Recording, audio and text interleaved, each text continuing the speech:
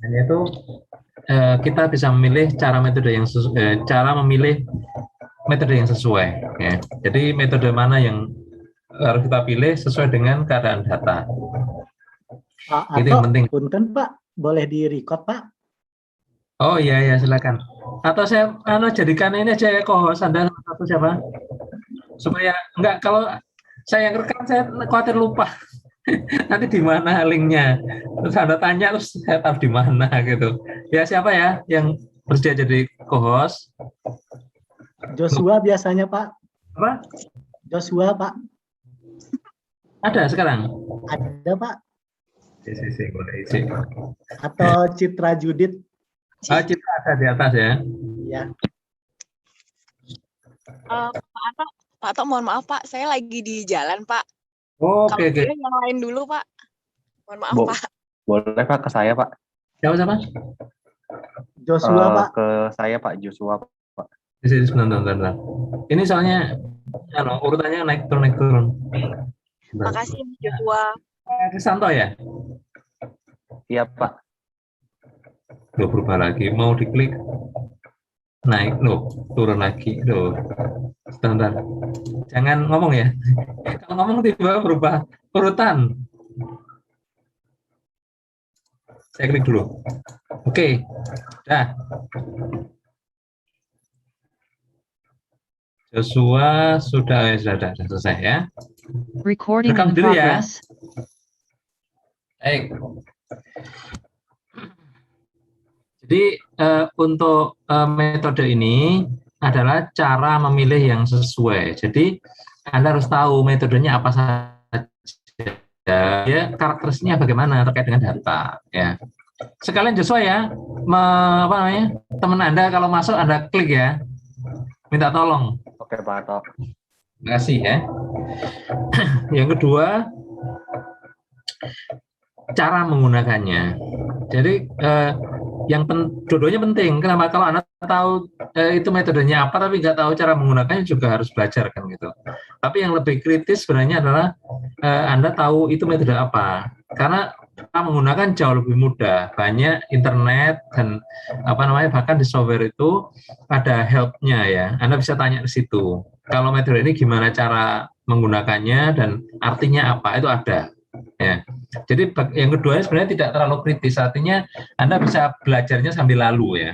Artinya begitu Anda dapat problem, Anda sudah bisa menentukan dia metode apa, di softwarenya ada biasanya. Untuk petunjuknya, Anda menggunakan metode ini bagaimana caranya. Bagaimana cara ngeklik atau ngetik skripnya, kemudian kalau ada outputnya apa artinya. Ya. Baru yang penting juga bagaimana mengartikan dalam bahasa sehari-hari ya. Nah di sini untuk memilih data ini, memilih metode ini, Anda harus tahu tentang taksonominya. Makanya kita perlu belajar tentang itu. Jadi secara gambaran besarnya seperti apa, makanya ini didahulukan ya di awal. Makanya Anda dikenalkan dengan datanya seperti apa, terus taksonomi tentang metode bagaimana. Setelah harapannya dalam 2 pertemuan sudah selesai ya. Mungkin beberapa pertemuan lagi saya gambarkan beberapa saja contoh-contoh ya pelaksanaannya, kemudian Anda sambil mempersiapkan untuk mengumpulkan tugas 1 dan tugas 2 ya. Untuk tugas 2 yang penting adalah Anda persiapkan bagaimana bisa mengambil kasus dan mempresentasikannya. Nah, untuk pengumpulan sendiri itu di minggu ke-8 ya. Jadi Anda bisa persiapannya agak lama ya. Ini saya belum ini ya. Sebenarnya saya ingin ada ujian ya, tapi tidak tahu nanti mungkin enggak, atau kalau enggak ya pakai tugas saja ya. Berarti ujiannya dengan Pak Nur saja ya mungkin ya. Baik. Jadi untuk taksonominya ya, secara umum orang memilih ya, membandingkan data atau membagi data itu dengan beberapa versi ya. Jadi versi ini jangan buat Anda bingung ya. Seperti kalau Anda punya gampangannya gila Pak, kalau kita guyonan ya. Kalau kita punya banyak buah kan mengklasifikasikan buah itu kan macam-macam ya. berdasarkan warnanya, berdasarkan ukurannya, berdasarkan bentuknya, berdasarkan apalagi mungkin rasanya, kan macam-macam ya. Sehingga metode juga sama seperti itu, metode statistik ya, metode analitik ya. Jadi Anda bisa mengklasifikasikan berdasarkan keadaan tertentu. Nah, jadi ini adalah beberapa ya yang sering ya. Nanti kalau Anda dapati di buku mungkin ada yang lebih banyak lagi, yang mungkin kurang populer gitu ya. Tapi ya sah saja orang mau bagi metode seperti apa ya. Nah, ini kalau berdasarkan bagaimana orang itu menemukan atau menggunakan metode, itu orang memilih sebagai teori driven dan data driven. Jadi kalau teori driven itu orang berpikirnya tentang teori, termasuk menemukannya juga seperti itu. Belum tentu ada kasusnya, tapi metodenya sudah muncul. Jika nanti kasusnya begini, maka ini metodenya. Ya. Jadi ada beberapa rumus kadang-kadang ya, kalau di matematika itu setelah ketemu rumusnya ya, kasusnya tidak ada. 20 tahun lagi baru ada kasus, baru ternyata ini. Gitu. Karena syarat-syarat tentang kasusnya sudah ditentukan ketika rumusnya diturunkan. Ya. Jadi kalau seperti ini biasanya teman-teman yang S3 matematika sering begitu ya. Jadi dari teori dulu. Jadi bagaimana menemukan rumus, jika keadaannya begini maka ini rumusnya, gitu ya. Jadi keadaannya itu diandaikan dulu, begitu keadaannya sudah dideskripsikan ya dengan pengandaian, maka teorinya dimunculkan. Ya. Jadi suatu teori belum tentu saat itu juga ada kasus yang bisa diselesaikan. Bisa jadi dia hanya teori kalau gitu saja. Dan realitasnya memang beberapa teori itu bisa menyelesaikan kasus yang kemudian muncul, kan gitu ya. Nah di sini untuk teori driven ini berdasarkan suatu asumsi-asumsi yang ketat, ya kan. Makanya kalau Anda memodelkan, kadang-kadang ditanyain gitu ya, memenuhi asumsi enggak, gitu ya. Jadi kalau di statistika bisnis mungkin saya singgung tentang ini ya, tentang asumsi ya. Jadi asumsi itu adalah suatu, kalau bahasa saya ya, kalau bahasanya formal buku lain lagi ya. Kalau bahasa saya asumsi itu adalah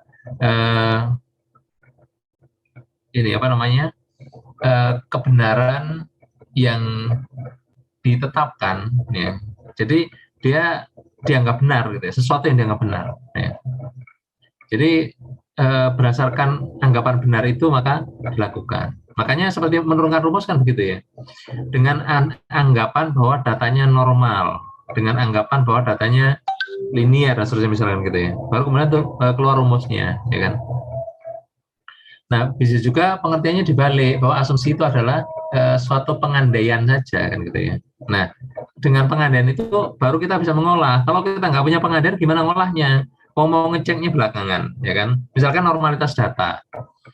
Normalitas data itu agak susah ngecek di awal. Boleh nggak? Boleh. Ya, Anda boleh ngecek datanya dicek normalnya, bisa. Apakah datanya normal? Bisa. Namun masalahnya dalam kita memodelkan itu data itu mengandung model dan mengandung error, ya kan? Sedangkan modelnya adalah fix. Sedangkan errornya itulah yang variable random, ya kan? Jadi data variable random itu sebenarnya berasal dari error yang variable random. Sehingga yang kita cek itu adalah errornya, hasil pemodelan, kan gitu ya. Jadi dimodelkan baru dicek ya. Nah kalau dimodelkan baru dicek berarti kita sudah terlanjur mengerjakan tapi belum tentu bisa dipakai gitu kan ya. Makanya kita bilang pengandaian. Pengandaian apa? Dianggap normal dulu. Nanti kalau terbukti tidak normal, ya sudah berarti nggak bisa dipakai atau datanya dimanipulasi dalam artian ditransformasi ya, dirubah keadaan tertentu ya, sehingga memungkinkan agar sesuai dengan persyaratan dari metode ya. Jadi di sini di teori driven itu anggapannya adalah modelnya benar, ya kan. Jadi data itu harus dicocokkan dengan model.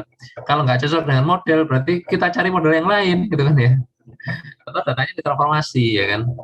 Kalau data driven sebaliknya. Jadi data itu adalah suatu kebenaran, ya kan. Model dicarikan yang sesuai dengan data. Ya. Jadi kalau di matematika biasanya memang lebih banyak ini teorinya dulu gitu ya. Dari teori kemudian dicari contoh. Jika datanya begini maka begini. Jika datanya begini maka begini, gitu ya. Kalau di statistik biasanya datanya dulu, baru kemudian dicari modelnya. Ya, kalau nggak sesuai, mungkin model yang lain yang dipakai. Gitu. Makanya kata-kata box itu yang paling yang paling monumental atau istilahnya. Jadi paling banyak dikutip ya oleh teman-teman statistik ya. Jadi dia bilangnya apa? Semua model itu salah, nggak ada model yang benar. Namun beberapa model sangat berguna. Ya, jadi salah dalam kalau kesalahannya bisa dimaafkan ya itu boleh ya kan ya. Makanya kalau misalkan ya ini nyinggung sedikit ya, kalau misalnya dalam Islam ya kan ada ya najis itu najis makfu misalnya gitu ya, kan kayak gitu ya. Jadi meskipun dia najis tapi dalam beberapa hal dibolehkan, dimaafkan kayak ini ya sama kok ya. Jadi kalau kesalahannya itu dalam kadar tertentu masih dalam toleransi, nggak apa-apa, ya. Karena kita nggak bisa atau nggak mungkin mendapatkan model yang benar. Kita hanya bisa mendapatkan model yang mendekati benar. Itu pun salah kan ya. Lebih buruk lagi apa? Sama sekali nggak mencerminkan data. Ya. Jadi salahnya itu dari yang sangat kecil sampai kesalahannya sangat besar. Ya. Tapi tidak ada benar-benar murni dia benar ya.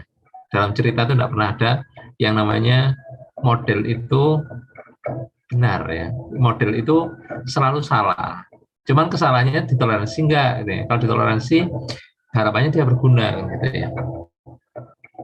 Jadi cara pandangnya ya. Yang satu dari teorinya, satu dari datanya. Sehingga kalau Anda menggunakan metode analitik ini ya.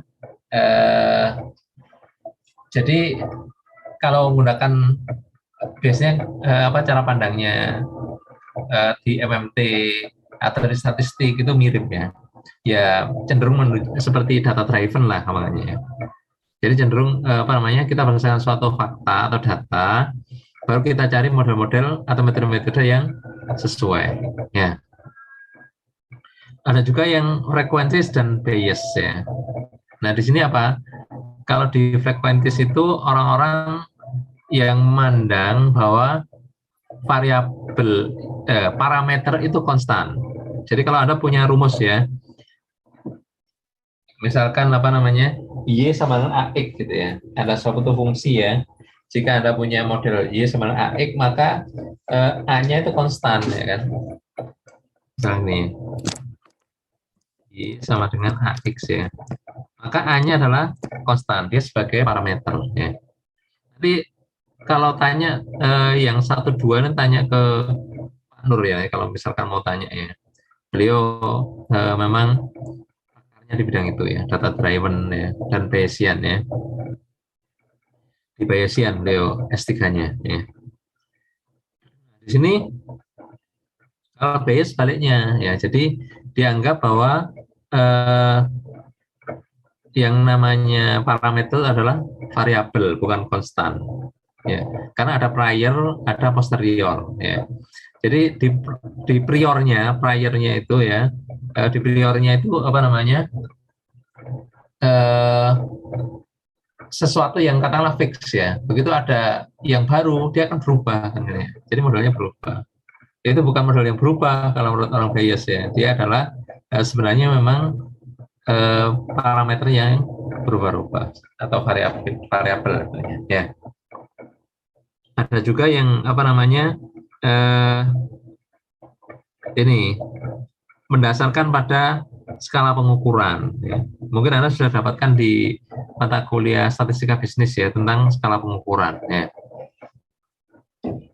Jadi mulai dari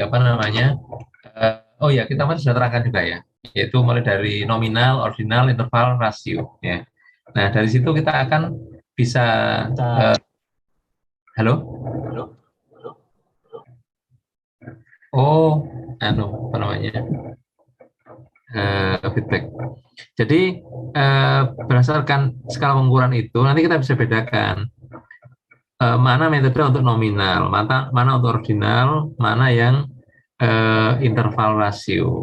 Ya, di sini interval rasio tidak dibedakan karena yang bedanya itu bukan di metode yang digunakan, tapi bedanya di saat interpretasi. Ya. Jadi sama ya. Kalau kata-kata 5 dan 3, 4, 5 misalkan ya, artinya sama, 3 ke 4, 4 ke 5, itu jaraknya sama misalnya gitu ya. Berarti dikalikan juga sama ya. Jadi 3 kali 2 sama dengan 6, itu berlaku juga ya. Sama-sama berlaku. Bedanya nanti di pemaknaan. Maka di pemaknaan tidak ada ininya, tidak ada apa namanya kaitan dengan metode. Adanya di interpretasi ya. Atau di bagian akhir dari uji hipotesis ya. Kemudian ada juga yang melihatnya dari apa namanya antar data itu hubungannya bagaimana ya. Ada lagi yang terakhir itu adalah terkait dengan ini apa namanya klasik dan modern, atau klasik itu cenderung ke statistik, modern cenderung ke black box atau komputer ya. Yang mungkin kemarin sudah saya singgung ya. Jadi ada orang yang lebih melihatnya apakah model-model itu memang diturunkan dari suatu asumsi dan syarat-syaratnya sudah terpenuhi ya. Dan memang secara matematika sangat kuat ya. Artinya logika itu nggak bisa dibantah bahwa metode-metode itu memang diturunkan dari suatu keadaan dan rumusannya itu semua sesuai dengan kaidah ilmiah ya. Juga sesuai dengan sifat-sifat yang ada pada rumus itu ya. Sedangkan yang black box, orang nggak melihat mau metodenya kayak apa, nggak penting, yang penting hasilnya bagus ya kan. Mau nabrak mau apa nggak masalah. Makanya kita pernah ya mengundang apa namanya seorang expert ya dari Inggris kalau nggak salah ya. Kita undang ke ITS ya, kita ajak diskusi, gak ketemu ya, ternyata latar belakangnya itu apa namanya computer science ya, bukan statistik. Jadi baru kita paham, oh iya maklum ya, memang di computer science lebih penting pada bukan proses tapi hasil. Kalau di statistik orang lihatnya dari prosesnya benar enggak, tidak masalah hasilnya enggak terlalu bagus ya, tapi prosesnya benar daripada hasil bagus tapi prosesnya tidak tahu gitu. Tapi orang komputer beda. Kalau hasilnya bagus, ya itu pasti prosesnya benar. Hanya kadang-kadang ilmu pengetahuan belum bisa menjangkau bagaimana pola hubungan itu terumuskan dalam bentuk hasil. Ya, makanya model-model black box seperti apa namanya neural network, kemudian apa namanya machine learning termasuk itu ya, atau artificial intelligence atau deep learning dan sebagainya itu sangat populer. Karena apa? Cenderung hasilnya baik. Contoh lagi misalkan dalam apa namanya klasifikasi ya. Kalau menggunakan apa namanya random forest misalkan, hasil lebih bagus daripada Anda menggunakan KNN, Anda menggunakan apa namanya aglomeratif ataupun desisif ya untuk dan seterusnya ya. Kemudian dihubungkan dengan kata tertentu ya, itu dari cluster ya, seperti itu. Jadi Anda untuk apa clustering ataupun klasifikasi ya, dua hal yang berbeda itu ya. Itu Anda menggunakan metode modern, beberapa hal dia lebih baik kan ya, memang begitu, hasilnya lebih baik. Ya. Tapi ketika kalau dirujuk kepada apa namanya pertanggungjawaban ilmiahnya agak susah, ya kan. Jadi kalau ditanya gimana rumusnya random forest gitu ya, itu beberapa model terus gimana kok bisa milih gitu? Kenapa harus random? Akan agak susah. Bagaimana tentang ini apa namanya? Misalkan GI gitu ya, genetic algorithm ya, GA ya, sorry, genetic algorithm ya, GA ya. Di GA itu bagaimana mutasi antar apa namanya kromosom itu terjadi, itu seharusnya. Itu kan karena penjelasannya ya random gitu ya. Tapi kok bisa lebih bagus? Itu yang nggak bisa dijelaskan, tapi terbukti bagus, kan gitu ya. Ya mungkin seperti itu. Ya nggak masalah. Jadi artinya masing-masing punya punya apa landasan. Ya, yang penting Anda tahu mengapa Anda melakukan itu. Ya. Ini sama dengan saya tanyakan ketika saya diskusi ya dengan apa namanya seorang profesor ya dari University of Waterloo ya. Dia presentasi. Kalau masalah gini digunakan gini gitu kan. Saya ikut, terus saya tanya gini, Prof, itu cara memilihnya gimana metode itu? Apakah yang secara teorinya bisa dipertanggungjawabkan, ya, secara matematik bisa dipertanggungjawabkan, ataukah ya hasilnya baik? Ya, kalau ada dua yang bertentangan, bagaimana cara memilihnya? Maka dia jawab, yang terbaik adalah yang hasilnya terbaik yang dipilih, ya, tanpa melihat prosesnya. Mungkin secara matematika belum proof ya, belum terbukti gitu misalnya. Nggak masalah ya, itu cara pandang ya. Artinya Anda cara pandangnya bisa berbeda, nggak masalah ya, asal Anda paham bahwa yang dilakukan orang pada umumnya itu kurang lebih begitu ya. Jadi ada yang memandangnya dari prosesnya harus benar, tidak melihat hasil. Satunya hasilnya harus benar tanpa melihat proses, dalam tanda kutip ya. Artinya bukan tidak benar-benar melihat hasil yang melihat proses. Yang melihat hasil juga bukan tidak benar-benar melihat proses. Ya. Dua-duanya melihat, cuman mana yang lebih diprioritaskan. Ya. Kalau ada pertanyaan langsung tanya ya. Nah, secara umum ya, ini saya buat apa namanya guyonan saja ya ini. Jadi kalau Anda lihat apa namanya rasi gitu ya, bintang ya. Kenapa bintang itu disebut dengan bintang apa namanya kalajengking ya? Ya, coba Anda lihat gambarnya kalajengking dan bintangnya, mirip enggak? Ya suka-suka kan. Anda bilang mirip boleh, bilang nggak mirip ya kok boleh gitu ya. Nanti kalau Anda kritis lu, ini lo 3 ya, ini kan cuma 2 kakinya kok bisa? Mungkin satunya kepala mungkin dan seterusnya. Ya itu tingkat kemiripan kan masing-masing ya. Jadi kalau teori driven itu berarti dia itu berdasarkan suatu model, suatu teori. Jadi kalau tunggeng bahasa Jawa ya, namanya kalajengking itu ya, itu ada ekornya yang melungker ya, yang apa, membulat ya, apa namanya melingkar ya, ujungnya lancip, kemudian ada capit di kiri kanan kepala ya. Maka ini mirip ya, maka dianggap sebagai dengan nama rasi kalajengking atau apa namanya itu ya, rasi kalajengking ya, saya nggak lupa namanya, Scorpio ya, atau apa itu ya, ya Scorpion atau Scorpio ya, saya tidak hafal dengan itu ya. Nah itu coba kalau Anda data driven belum tentu juga. Lah ini siapa bilang ini melengkungnya begini? Kenapa dia nggak ini jadi bulat ya? Nah ini bulat ya. Kemudian ini Anda buat yang berbeda ya. Jadi Anda bisa kasih nama yang berbeda gitu kan ya. Ini bisa aja ini raket dan seterusnya ya. Jadi Anda bilang sebagai bintang raket. Ini terserah ya.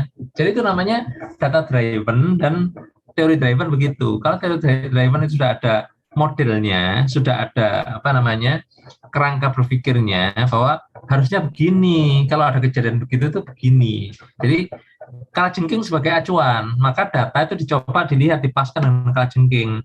Sesuai enggak? Oh, sesuai. Tingkat kemiripannya tinggi ya, itu berarti memang benar kalajengking gitu kan ya. Tapi kalau data driven boleh diinterpretasi agak apa namanya bebas ya kan. Ya seperti yang bilang tadi, jadi ini lingkaran bentuknya kan ya. Nah kalau ini Anda bisa buat yang lain-lain gitu ya. Nah, nanti Anda kasih nama lain kan nantinya kan, jadi bukan rasi kalajengking lagi ya kan gitu. Ya karena seperti itu cara berpikirnya ya. Jadi saya contohkan dengan sesuatu yang mudah supaya Anda langsung paham ya. Jadi kalau teori driven dan data driven kurang begitu cara mandangnya ya. Cara mandang data dan metode seperti itu. Ya. Kalau ada pertanyaan langsung ya. Moga-moga tidak mengalihkan perhatian Anda ya dengan gambar kalajengking ya. Jadi secara umum itu kalau teori driven itu gampangannya mencocokkan data ke pola-pola yang pernah dibuat atau dipikirkan atau dibayangkan oleh manusia. Jadi orang itu sudah membayangkan pola-pola data itu mestinya gini gitu ya. Jadi sudah punya ya bayangannya apa saja gitu ya, sudah punya. Nah, kalau kita nemu data, maka data itu dicocokkan ya. Mana di antara pola yang pernah ada atau pernah dipikirkan, pernah dibuat, pernah dibayangkan ya. Itu kemudian kalau cocok dengan salah satu, nah ini yang cocok gitu kan ya. Jadi kalau data driven lain ya. Jadi dari polanya kayak apa sih sebenarnya dari data ini ya. Tapi kalau pola ini juga sama-sama mengandung kelemahan maksudnya gitu ya. Jadi kelemahan teori driven itu apa? Kadang-kadang itu dipas-paskan ya dengan yang ada. Kalau misalkan benar-benar tidak pas itu bisa salah kan gitu ya. Tapi di data driven juga bukan tidak ada bahayanya. Apa? Karena kita bebas akhirnya apa? Bisa jadi interpretasinya itu jauh dari sesuatu yang umum terjadi ya. Karena kan bebas ya kan. Begitu bebas kita bisa menemukan hal baru yang itu berbeda sama sekali ya dengan yang sudah ada. Bisa benar ya, penemuan baru bisa juga nggak benar karena nggak umum, karena kebetulan ada outlier atau ada beberapa data yang tidak tepat ya, karena error dan seterusnya ya. Tiba-tiba dia membuat semacam pola baru, padahal dia masih pola lama kan gitu ya. Jadi maksudnya, halo? Ya nanya Pak Ato. Silakan. Ini kembali dikit Pak ya terkait dengan tadi itu basic fundamental antara computer science tadi itu Pak ya, yang dia gitu ya, yang penting bagus hasilnya gitu ya. Tapi pada prinsipnya untuk di computer science sendiri tuh basicnya dia tuh ambil dari mana Pak? Basic knowledge saya gitu untuk perhitungan. Apakah ada? Sebagian ada matematikanya, sebagian pakai random. Sebenarnya gini. Maksudnya kalau misalnya basicnya tetap statistik gitu ya. Contoh kayak misalnya kita ngomong regresi gitu ya. Regresi itu kan yang saya tahu itu kan benar-benar basic fundamental gitu ya. Sampai berkembang logistik dan sebagainya gitu loh Pak. Nah tapi kan asumsinya tetap ada ngikutin statistik kan Pak.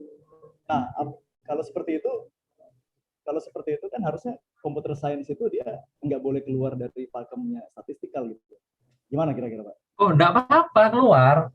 Misalnya gini, kita bicara machine learning ya. Kalau Anda ambil kuliahnya kan, di machine learning kan juga ada dua gitu. Machine learning yang dia tuh ikuti statistik, ada yang nggak ikuti. Contohnya saya kasih inilah. Misalkan Anda pakai random forest ya. Random forest dari mana? Metodenya banyak statistiknya, tapi apa? Pakai random ngambilnya. Jadi dicoba-coba kombinasinya, padahal bisa jadi kombinasi yang terpilih itu tidak ada hubungannya. Dua metode itu bahkan bertentangan, misalkan, atau saling menegasikan. Tapi tidak masalah bagi di computer science, tidak masalah ya, karena hasilnya bagus kan gitu ya. Jadi di sini beberapa yang sudah pakem seperti regresi itu ada terjemahannya di machine learning ya, misalnya gitu. Misalkan Anda menggunakan neural network, begitu Anda menurunkan di dalam rumusnya ya sampai kepada matriks Hessian dan seterusnya itu ya. Saya sendiri juga kalau males juga ya. Itu tingkat tinggi matematikanya ya. Nggak masalah, tapi begitu pemilihan yang namanya fungsi transfer misalnya gitu ya. Fungsi transfernya ya itu dengan tertentu ya. Ya basic matematikanya sebagian oke memang ya, tapi tidak semua. Beberapa metode itu ada yang bebas ya, tidak semua ya. Sebagian itu memang dia berbasis kepada teori ya, sebagian tidak. Nah, yang saya maksudkan di sini adalah yang tidak tadi, yang tidak sesuai dengan teori tadi. Memang dasar itu adalah hasilnya terbaik, makanya dia menggunakan teori Holt itu kan, HOLD ya, tahan. Yaitu menahan data ya.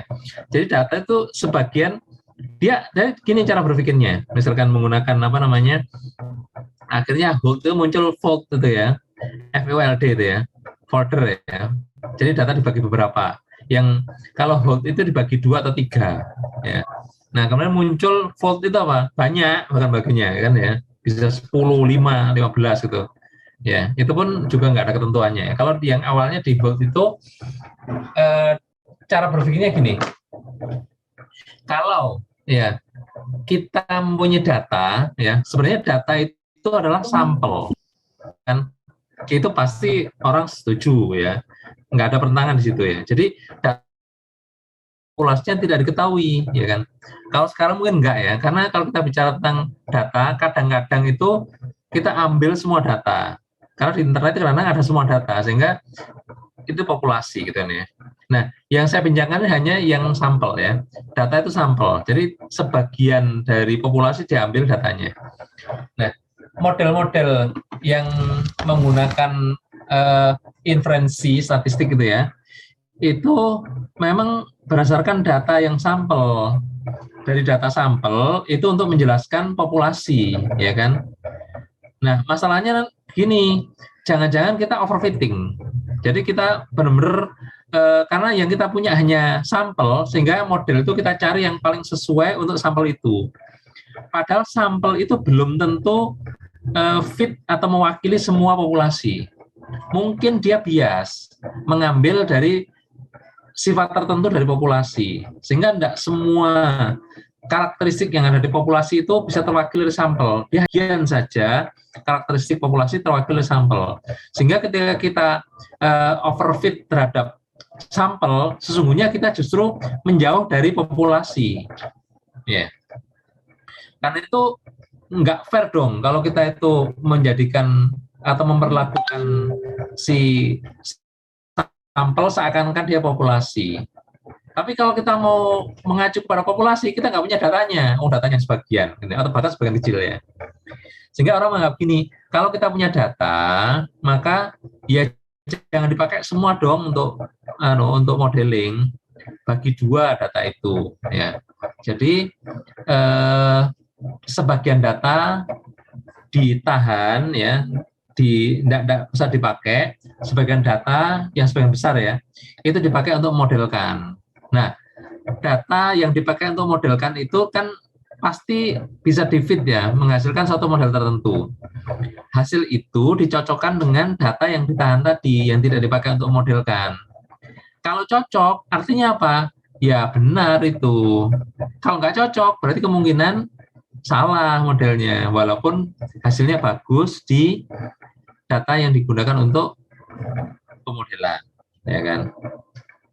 Kan lucu toh. Jadi kita menggunakan data, kemudian kita klaim hanya berdasarkan data itu. Jadi kita melakukan fitting dalam satu data, kemudian kita katakan data itu bagus. Sama dengan begini, ya kita mengukur baju pada seseorang, pas bagus ya betul. Kemudian kita bilang bagus ini cocok untuk orang. Ya orang nggak percaya, yang dipakai cuman nggak semua, hanya beberapa orang gitu ya. Jadi mirip dengan itu orang modelkan ya. Jadi dia paskan dengan data, kemudian kita klaim bahwa model itu bisa untuk digunakan semua data populasi. Makanya klaim itu menjadi lebih kuat kalau datanya dibagi dua. Ada data yang digunakan untuk modelkan dan sebagian kecil data untuk mengecek benar nggak model yang dihasilkan dari data tadi itu bisa digunakan untuk sebagian kecil data ya. Harapannya itu mewakili populasi kan gitu ya. Kemudian orang mengatakan lagi lah itu kan juga kurang fair kan ya. Kita menggunakan satu data, sebagian data kemudian langsung dilawankan dengan data baru. Maka datanya dibagi tiga ya. Data yang pertama banyak ya, itu dipakai untuk modelkan. Data yang kedua sedikit dipakai untuk validasi. Data ketiga untuk tes ya kan. Jadi data pertama dimodelkan, tapi dicocokkan dengan untuk meramalkan data kedua. Kalau nggak cocok, diulangi lagi sampai cocok untuk data kedua. Jadi model yang dihasilkan data pertama harus cocok dengan data kedua. Kalau sudah cocok dengan data kedua, maka dites dengan data ketiga. Ya, makanya metode Holt tadi ada pembagian dua, yaitu data training dan data testing ya istilahnya ya, atau in sample dan out sample ya, out of sample ya. ada juga yang bagi 3, yaitu training, validasi, dan testing. Ya. Kemudian muncul yang namanya metode Volt itu. Kok nggak dibuat bagi aja banyak, kemudian per bagiannya kita ambil secara acak. Kemudian kita bandingkan masing-masing. Sehingga nggak mungkin lagi salah salah ambil. Jangan-jangan yang terambil pertama dengan yang kedua itu benar-benar yang punya sifat yang berbeda atau yang terkumpul gitu ya. Jadi dalam pengambilan tertentu itu terkumpul sifat tertentu yang lain ya dengan teman-teman yang di sebelah di kelompok lainnya ya. Jadi kurang lebih begitu. Jadi di computer science pun bukan juga ngawur, mereka juga punya dasar yang kuat untuk melihat itu, yaitu dengan membandingkan data semacam itu. Ya, jadi dikembangkan metode-metode untuk menguji apakah metode-metode untuk menguji apakah model-model yang dihasilkan itu bagus apa tidak. Jadi tidak hanya sekedar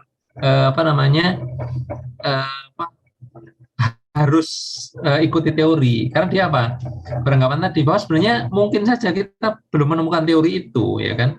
Jadi pola-pola hubungan yang ada dalam data itu demikian rumit, ya, bahkan teori pun belum bisa menjangkau, ya. Jadi dalam hal ini memang kita pahami juga, ya. Jadi ada metode yang memang menguatkan meninjau dari sisi teori, ada juga yang satu lagi dilihat dari sisi data. Demikian. Mas Sofyan, silakan. Berarti ini secara nggak langsung gini Pak ya, kita itu sedang mencari pembenaran terhadap teori yang kita bangun itu ya. Itu gitu Pak ya. Betul, itu juga boleh. Boleh Pak ya. Tiganya begitu, boleh. Boleh. Anda mengatakan orang statistik itu maunya benar, orang komputer maunya benar, kan gitu. Boleh memang. Karena apa? Orang belajar itu juga dengan kata lain itu meracuni diri sendiri loh ya. Jadi kalau Anda belajar ya ke saya, misalkan saya nerangkan gini terus Anda percaya, Anda meracuni diri Anda sendiri. Kenapa Anda percaya dengan saya kan gitu? Ya, belum tentu saya benar kan? Ya kayak gitu lah gampangnya ya. Jadi maksudnya ketika kita mengikuti suatu pandangan itu bukan berarti objektif murni, dia mungkin subjektif kan? Ya.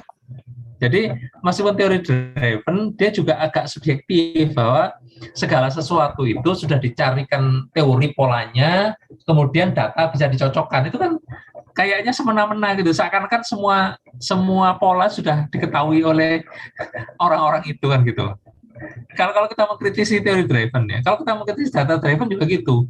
Lah bebas gitu, jangan-jangan itu pas data yang salah kan, bukan pola umumnya. Ya sama saja. Artinya setiap metode itu kan sebenarnya hanya usaha bagaimana kita mendekati keadaan sehingga kita dapatkan yang sebenarnya seperti apa, dan kita tidak pernah tahu yang sebenarnya seperti apa. Makanya pendekatan itu diperlukan. Kalau Anda positive thinking, boleh. Negatif juga nggak masalah. Itu sangat sah ya. Anda mengatakan itu pembenaran dari teman-teman teori driven, boleh. Anda mengatakan itu pembenaran dari data driven, boleh juga. Nggak masalah ya. Artinya siapa tahu dengan ini Anda menemukan hal baru, sintesa misalkan teori driven dan data driven dan seterusnya. Artinya sangat mungkin ya ke depan itu muncul kelas baru atau muncul varian baru, tidak ada masalah ya. Memang ilmu selalu berkembang ya, dan kalau begitu, karena kalau Anda curiga, wah itu pembenaran saja, nggak masalah, memang bisa diartikan seperti itu ya, benar juga itu ya. Ya silakan. Jadi gini Pak ya, ini itu menarik jadinya Pak Ato. Kalau kita berangkat dari basic fundamental seperti ini gitu ya, dengan filosofi pemikirannya gitu Pak ya.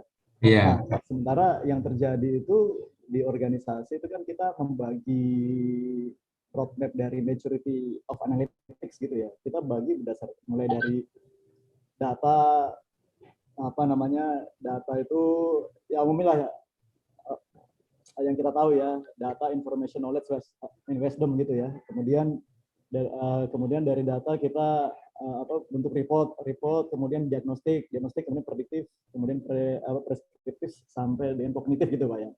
Nah, berangkat dari sini yang karena roadmap tadi itu maturity of analytics itu muncullah itu ya complexity dan juga create valuation value creation gitu ya. Dianggapnya semakin kompleks maka value creation itu semakin baik gitu ya.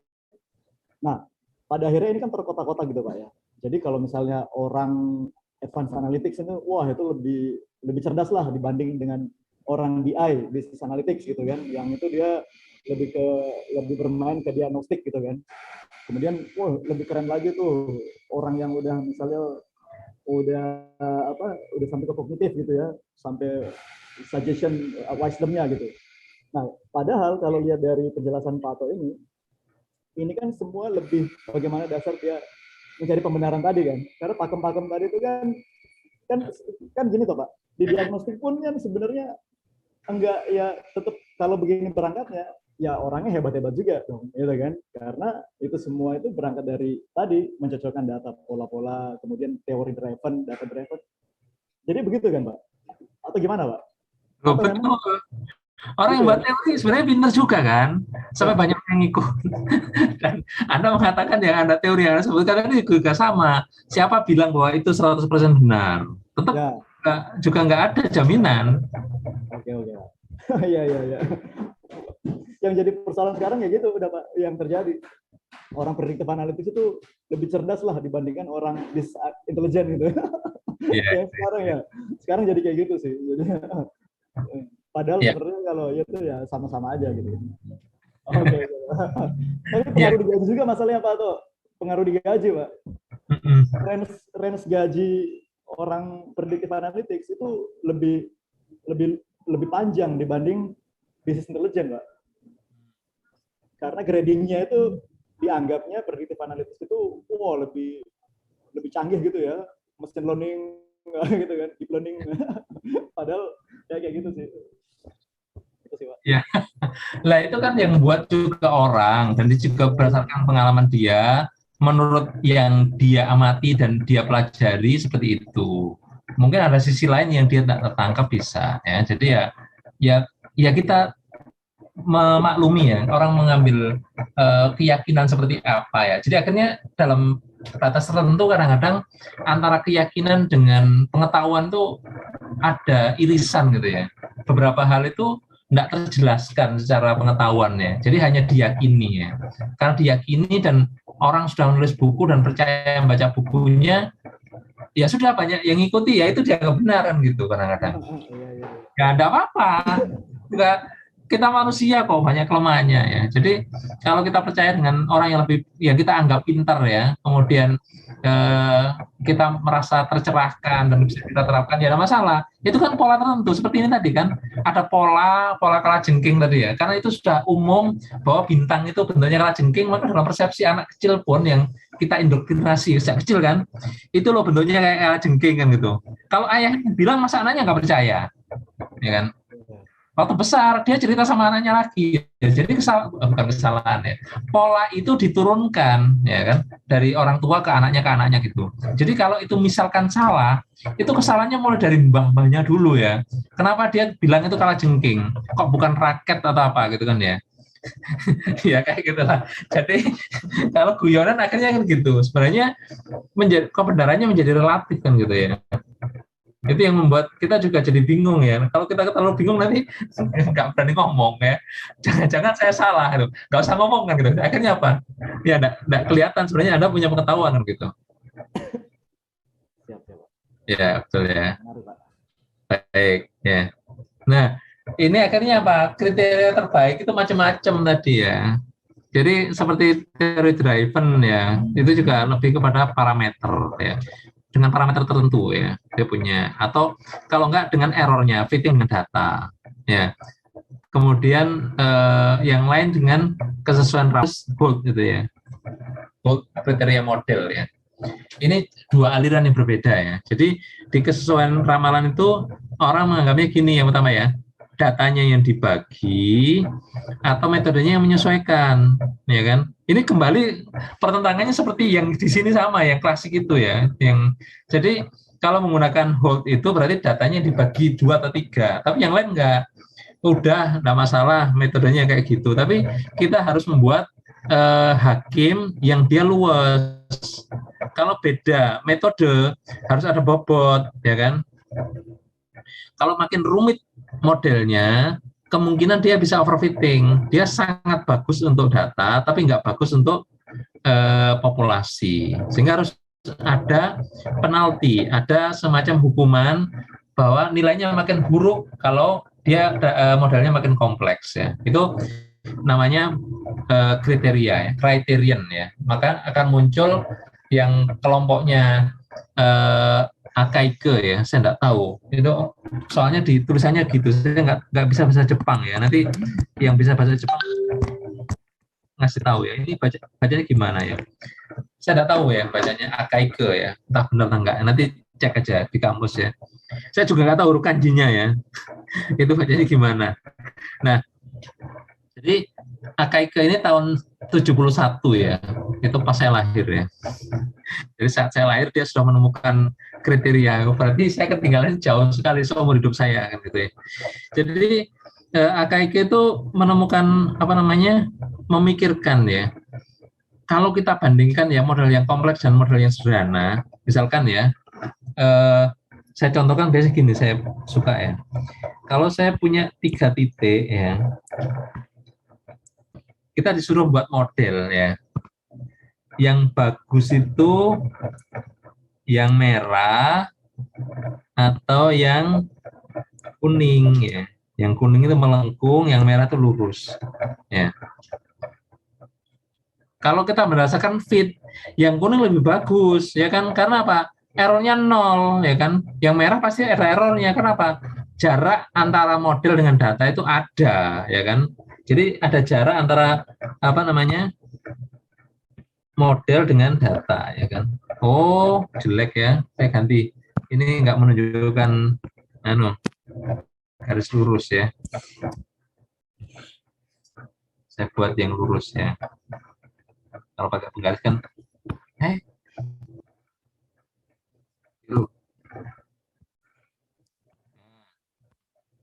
kalau kita buat sebuah garis lurus berarti pendekatannya linier, maka pasti ada jarak antara garis merah dengan titik.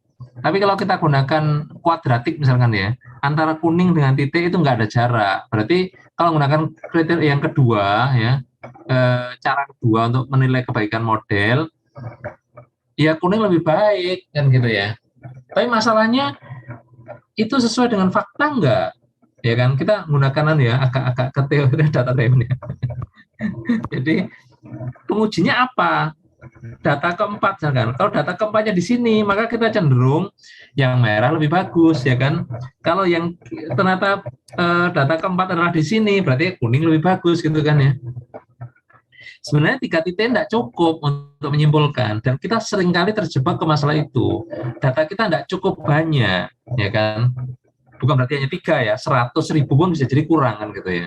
Tergantung dengan kasus yang mau kita pecahkan, kan gitu, ya. Jadi saya ambil 3 itu hanya untuk menggambarkan, memudahkan Anda memahami, ya. Jadi kalau misalnya kita punya data tiga titik, terus kita mau titik keempat, ini jadi jadi masalah, ya.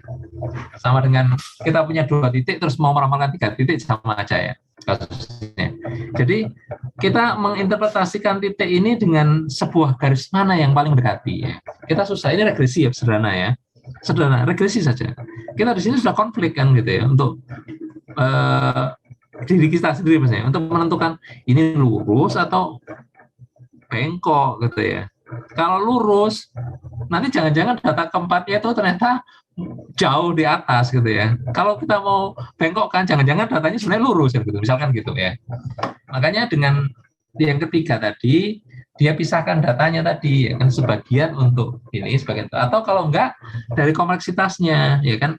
Kalau yang dari kriteria tadi, ya, kalau misalkan penambahan parameter, berarti yang A itu kan sudah bentuknya enggak 1, ya, parameternya, mungkin 2 parameter, ya. Yang merah mungkin 1 parameter cukup, ya.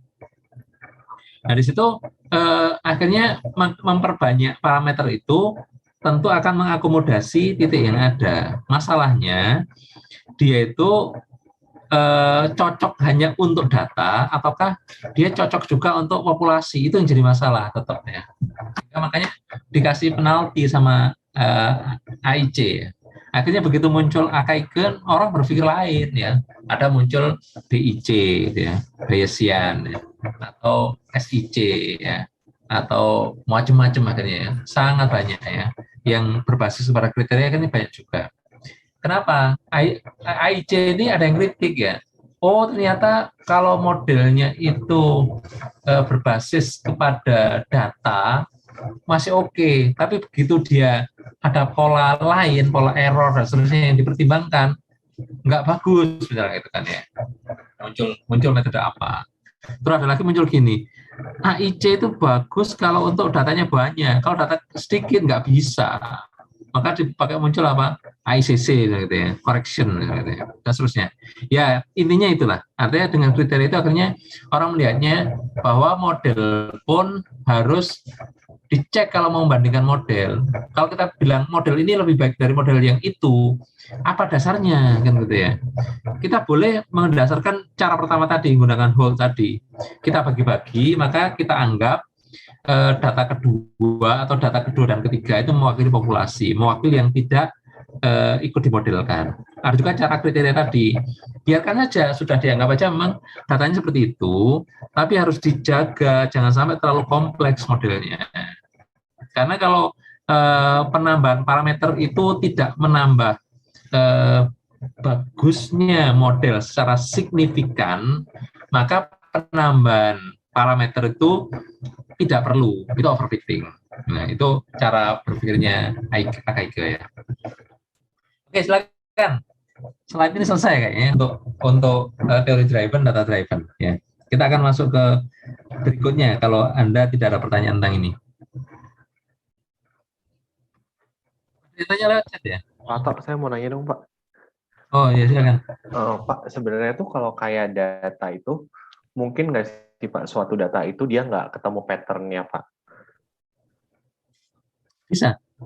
Nah, kalau kayak misalnya ada data yang dia itu mungkin pattern-nya nggak ketemu, itu biasanya kalau sebagai analisa gitu gimana sih Pak? Maksudnya apakah berarti kalau sebuah data nggak ketemu pattern-nya artinya kita kurang mencari variabel yang mendeskripsikan, atau sebenarnya kita salah dalam pemilihan model itu Pak? Even kayak kita udah nyoba beberapa jenis model, baik yang black box maupun yang nggak black box gitu ya Pak. Tapi misalnya model itu tuh tetap aja tidak menunjukkan bahwa datanya ini punya pattern. Misalnya anggaplah membedakan misalnya apakah misalnya contohnya apakah orang akan berbelanja atau enggak, misalnya gitu ya. Nah itu kan kalau secara variabel mungkin kalau cewek sama cowok juga sama aja kapasitas belanjanya, atau enggak kalau dilihat dari income itu juga mungkin kan mirip-mirip juga. Nah kalau kayak kita tiba-tiba kayak amit-amitnya dapat data yang emang tidak ditemukan pattern-nya, itu sebenarnya solusinya gimana Pak biasanya? Ya, kita melihatnya gini ya. Jadi untuk mengolah data itu ada dua ya. Selain metodenya, kita sendiri juga harus paham tentang data, ya kan? Makanya sejak awal saya terangkan di sini kan data, ya kan? Data baru metode. Jadi bisa jadi kita tidak cukup memahami data itu mungkin, ya. Jadi kita harus tahu. Biasanya orang yang bekerja dengan data itu dia lebih paham seperti itu. Atau bahasanya siapa namanya? Agatha Christie ya, penulis novel itu ya. Saya dulu suka baca bukunya. Ya. Dia bilang gini, tukang daging itu paling paham tentang daging. Ya. Maksudnya apa? Dalam kasus pembunuhan itu orang yang biasa menangani pembunuhan tahu alibinya itu sebenarnya mengada-ada atau benar. Dalam kasusnya Agatha Christie ya. Kalau Anda bekerja dengan data sama. Kalau Anda biasa menangani data itu Anda tahu, oh ini penyimpangan, oh ini ada suatu keadaan tertentu, ya kan? Makanya saya bilang kemarin ya pertemuan sebelumnya itu 70% atau 80% pekerjaannya data scientist itu apa? Memilah data. Ya. Data mana yang bisa digunakan, data mana yang dia itu sampah. Kalau Anda mendapatkan data campur dengan sampah, kesulitan karena Anda harus ngorek-ngorek ya. mana ini yang bisa digunakan, mana yang nggak bisa digunakan. Kalau kita nggak paham data, bisa jadi sampah kita anggap sebagai sesuatu yang sangat berguna, ya kan? Sehingga setengah mati kita cari ya nilai gizi dari sampah, ternyata busuk semua, gitu ya. Misalkan gitu ya. Ya tidak ada gunanya kita korek-korek itu sampah, gitu ya. Jadi maksudnya kalau kita tahu itu sebenarnya campur antara baik dan buruk, mungkin kita bisa memilah, ya kan? Oh ini sampah dibuang, oh ini berguna dipakai, ya kan. Tapi kalau kita nggak tahu, gimana cara memilah mana itu baik dan buruk, kita nggak tahu mana yang buruk dan baik, kan gitu. Jadi kita pasti punya kriteria untuk memilah data, ya kan. Terus ada yang istilahnya kan data cleaning atau data pre-processing, gitu ya. Itu adalah memisahkan hal seperti itu. Jadi apakah ada missing, apakah ada outlier, apakah ada yang lain, gitu ya. Ada perubahan perilaku data, gitu kan ya. Jadi kalau Anda ingin membaca tentang perilaku data itu, Anda baca bukunya Vasilevsky dan Nikiforov, ya. Itu ada yang namanya, saya agak lupa judulnya, Abrupt Change ya, saya lupa ya. Abrupt Change atau Change ya, saya agak lupa judul bukunya ya. Dia cerita tentang bahwa perilaku data itu berubah, gitu ya. Perilaku data bisa berubah, ya. Ketika perilaku data berubah, orang bingung memodelkan, ya. Karena apa? Sebenarnya itu ada dua model yang berbeda, tapi campur dalam satu data, ya kan? Kalau Anda berhasil memilah bahwa sebagian data itu modelnya adalah A, sebagian yang lain B, itu bagus. Masalahnya kita kesulitan karena memilah itu, ya. Jadi selain sampah, ada juga sebenarnya itu ada perilaku perubahan data, ya. Jadi begitu perubahan data, kita kesulitan, ya. Nah, di situ di dalam buku juga Anda bisa membaca ditambah beberapa jurnal yang lain, ya. Anda bisa bisa mendapatkan intinya bahwa perilaku data itu bisa berubah dengan beberapa pola. Nah, ini pola ini yang Anda pegang. Ada nggak pola itu? Kalau ada, kemungkinan memang ada perubahan data. Kalau enggak, di sisi itu aman. Ya, berarti Anda cek saja. Jadi kalau Anda expert di data, selesai, ya. Anda sudah bisa membedakan mana sampah, mana berguna. Sampah dibuang, selesai, ya. Yang kedua, apakah ada pola perubahan data, ya kan? Nah, saya tidak bicara tentang pemilihan variabel yang salah, ya, karena itu sudah termasuk bagian dari expertise Anda dalam data, ya. Jadi jangan sampai Anda mengambil variabel yang salah. Anda mengukur sesuatu yang salah, itu tidak akan ketemu. Atau bisa dalam Anda mengukur, misalnya gini. Makanya Anda kenal dengan istilah validitas dan reliabilitas, gitu ya.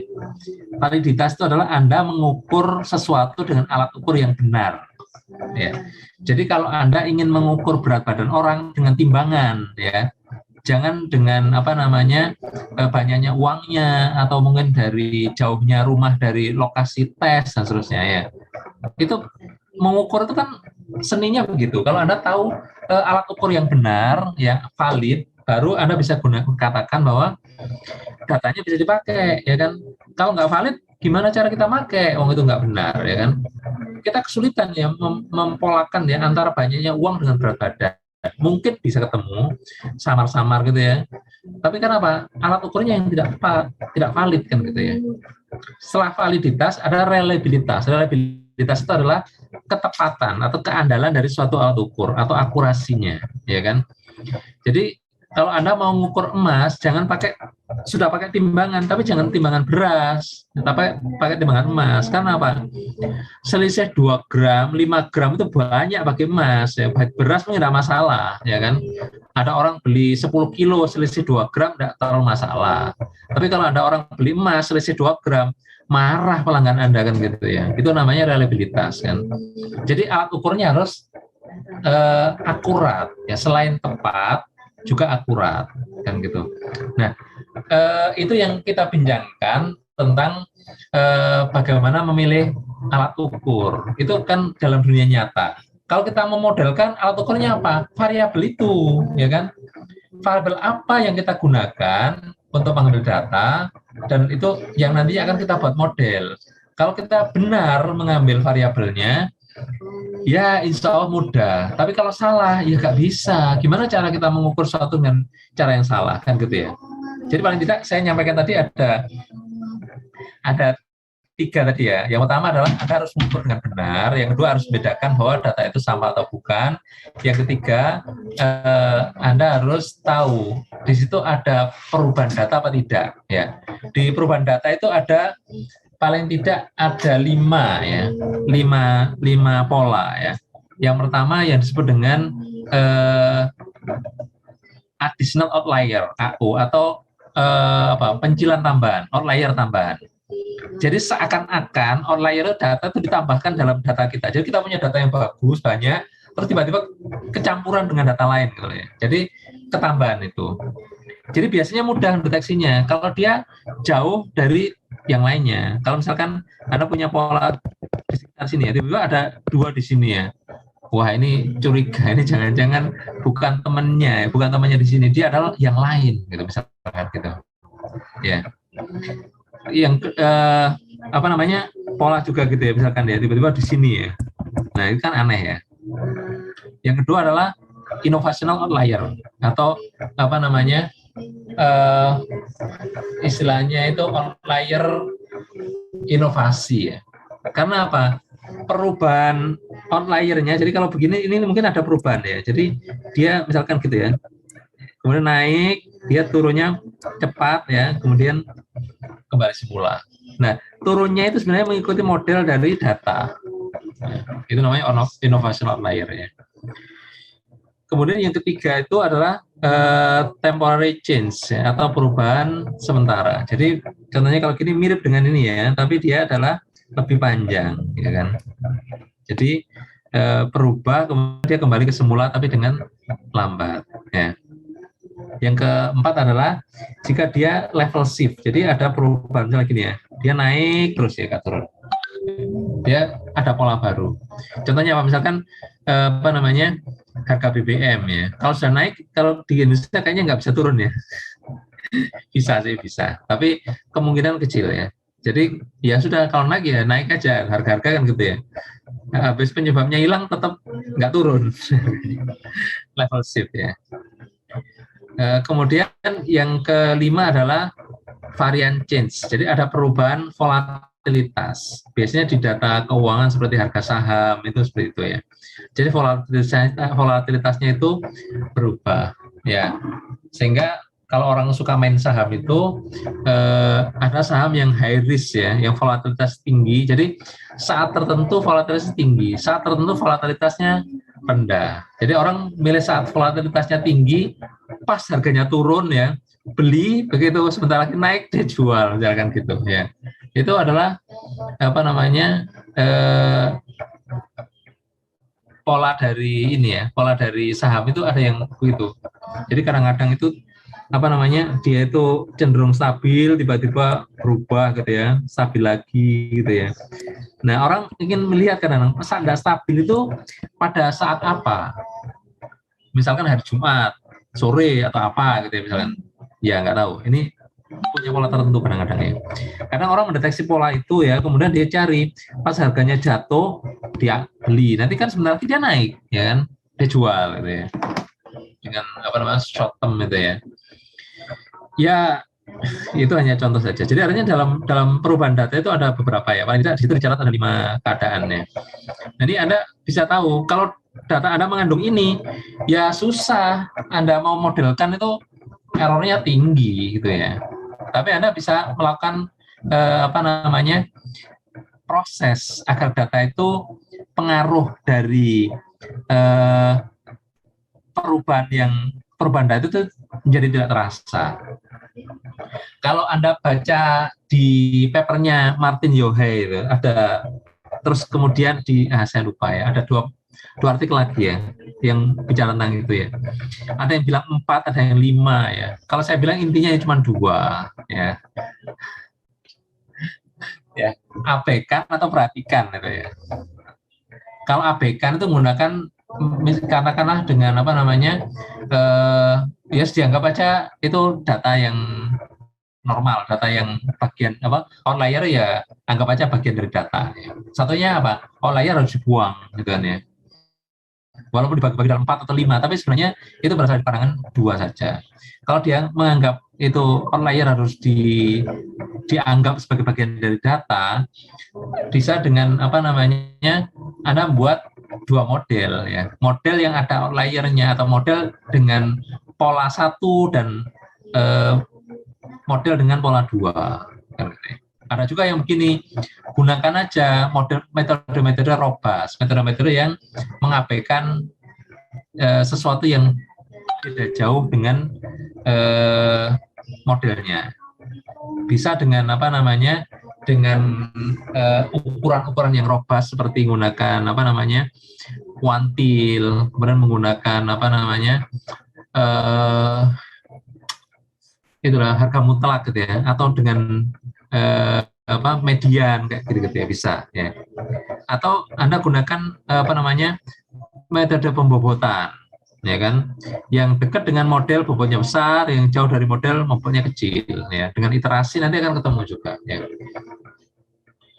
Bisa juga dibuang atau diganti gitu ya. Jadi udah dibuang aja atau diganti ya dengan wah ini nggak bener, diganti aja yang kira-kira mirip yang masuk akal gitu ya. Kurang lebih begitu ya. Terlalu panjang ya jawabannya ya. Moga nggak membingungkan. Ya silakan.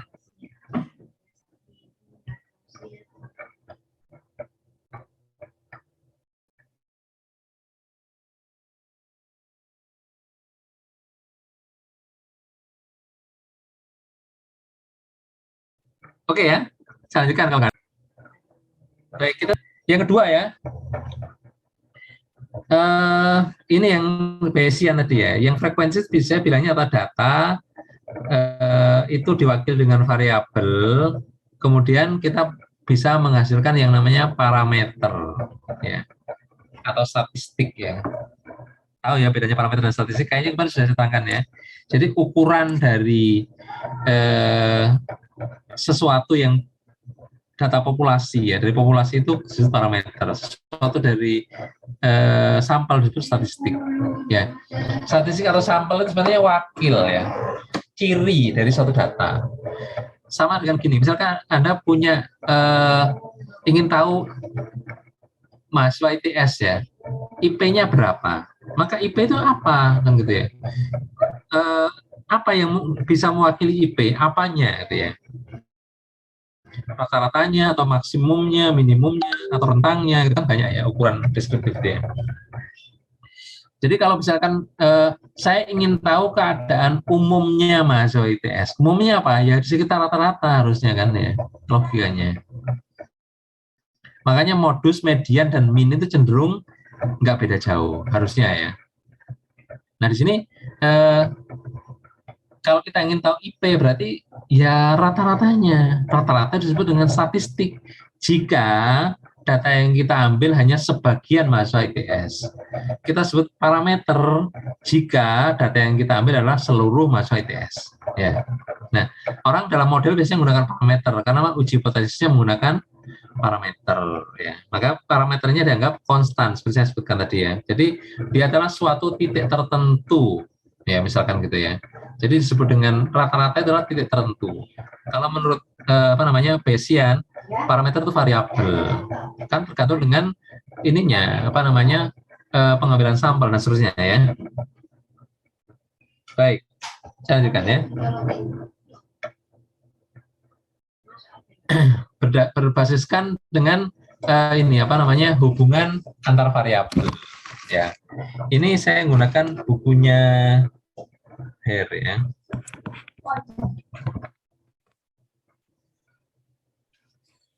Jadi di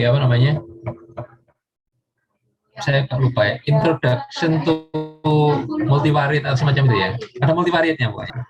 Saya termasuk deso ya. Saya baru tahu kalau di marketplace ya, semacam Tokopedia itu sudah ada ya. Dulu soalnya waktu saya mahasiswa itu nyari buku itu nggak bisa kalau nggak beli di di toko luar negeri yang di Amerika ya. Paling nggak Amazon lah ya yang nggak bisa ya, atau semacam itu ya. Jadi harus pesan dulu ke percetakan, dikirim dari sana, biayanya sendiri sudah $50 gitu ya.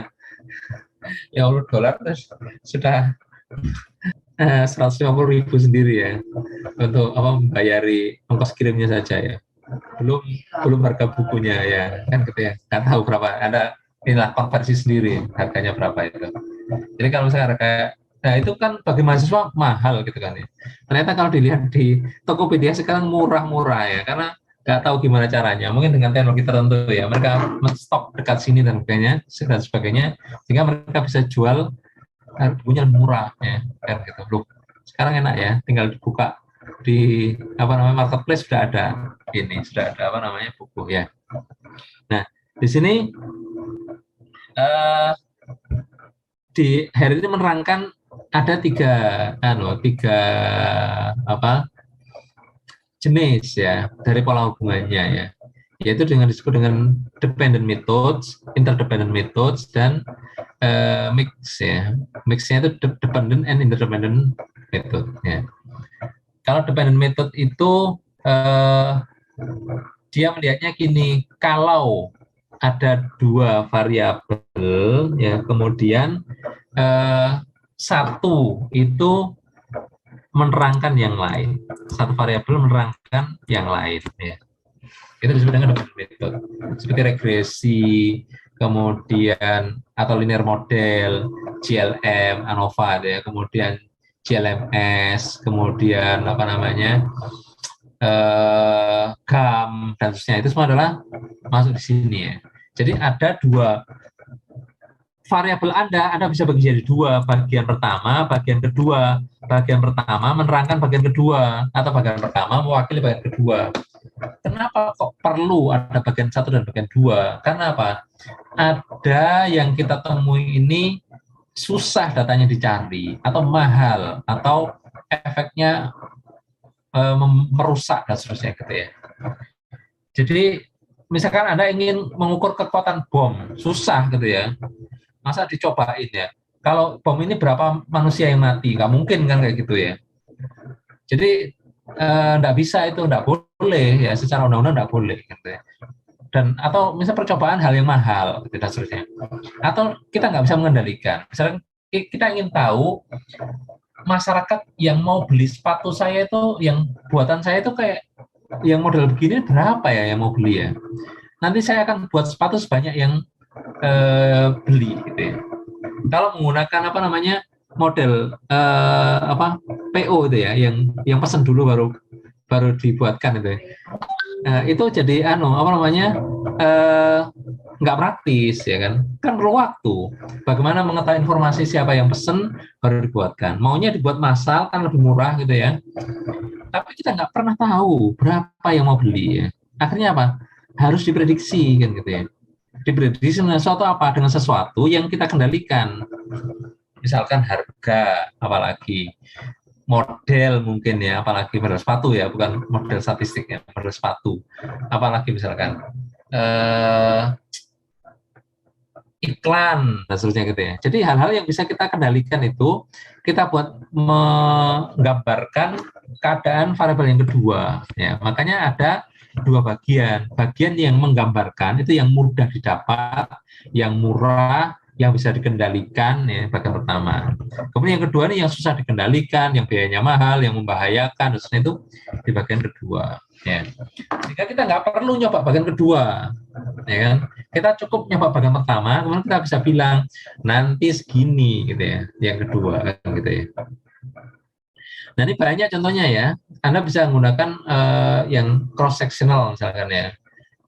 Anda bisa gunakan juga yang terkait dengan time series ya, atau Anda gunakan yang misalkan spasial gitu ya, atau data panel ya, gabungan itu ya, gabungan cross section dengan spasial, cross section dengan time series, atau time series dengan spasial, atau gabungan ketiganya ya. Itu jadi lebih rumit ya, sehingga kalau Anda lihat sekarang metodenya sangat banyak yang ada di sini dikembangkannya. Karena apa? Sangat banyak gunanya di masyarakat ya kan. Ada banyak hal yang kita tidak bisa lakukan ya, dan kita bisa gambarkan dengan sesuatu yang lebih mudah kan gitu ya. Baik, yang kedua adalah yang interdependent methods. Sebenarnya data itu tidak bisa dibagi lagi, yaitu mereka punya fungsi yang sama. Jadi data itu bersama-sama membuat semacam atau membentuk suatu informasi tertentu. Ya, ini banyak juga. Contohnya misalkan factor analysis, ya, kemudian cluster analysis, principal component, ya, dan lain-lain ya seperti itu. Banyak ya yang seperti ini.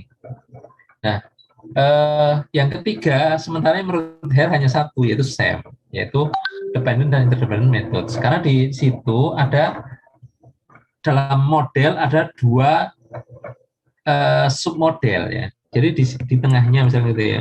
Biasanya bentuknya elip gitu ya. Misalkan gini modelnya ya. Jadi A dan B berelasi ke C. A sendiri terdiri dari banyak ya kan? Ya. B sendiri terdiri juga banyak ya kan? C sendiri juga terdiri banyak ya. Maka hubungan A dengan faktor pembentuknya itu menggunakan faktor analysis. Lebih tepatnya adalah CFA, confirmatory factor analysis, ya kan?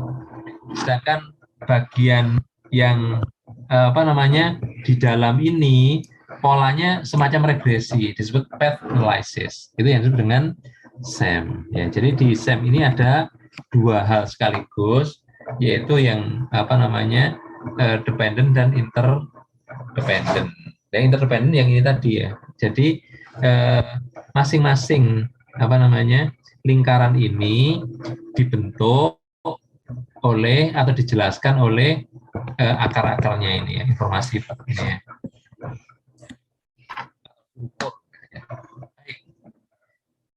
Itu ya untuk berdasarkan relasi ya dari variabel. Ada pertanyaan? Tidak ada ya, saya lanjutkan. Kalau ada langsung tanya ya. Nah, ini penjelasan lebih lanjut ya. Bahwa kalau kita punya tiga itu ya, dependent, independent, kemudian interdependent, dan yang ketiga adalah mix ya antara dependent dan interdependent. Ini saya contoh saja ini. Gimana kalau dia dependent independent? Nanti yang interdependent lain lagi ya. Nggak apa-apa ya. Jadi kalau dependent independent ya, kalau dependentnya itu kuantitatif, independennya kuantitatif, maka contohnya apa? Regresi, time series gitu ya. Kalau metodenya ya, jadi metodenya juga tergantung dari skala pengukuran ya kan. Kalau dependennya kuantitatif, independennya kualitatif, kita kenal dengan namanya ANOVA, regresi pohon ya, apalagi. Ya, jadi ada model-modelnya GLM ada di sini biasanya ya. Sebagainya ada di sini ya.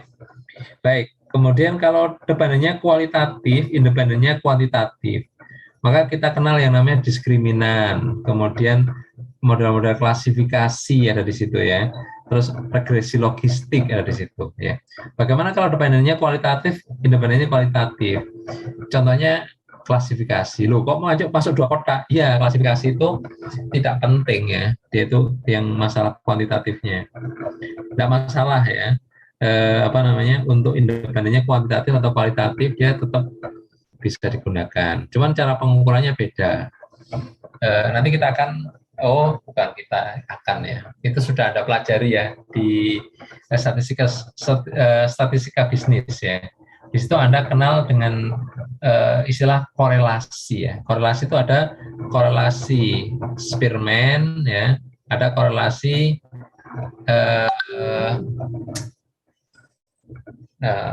satunya apa ya? Kolmogorov? Bukan. Ada Spearman, ada Pearson, Pak. Pearson. Sorry. Pearson. Ada Pearson, ada Spearman. Kalau Spearman untuk kualitatif, kalau Pearson untuk kuantitatif. Ya kan? Nah, akhirnya metodenya bisa Anda gunakan. Itu untuk yang cross product ya. Jadi berbasis cross product, kalau Anda menghitung korelasi itu bisa menggunakan Pearson ataupun menggunakan Spearman. Ya. Nah, itu nanti terbawa kepada metode. Ya. Oke, silakan kalau ada pertanyaan.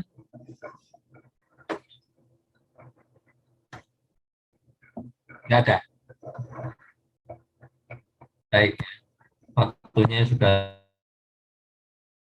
masih banyak. Nggak apa-apa. Kalau nggak selesai dihabiskan besok-besok. Nah, ini sama yang ternyata.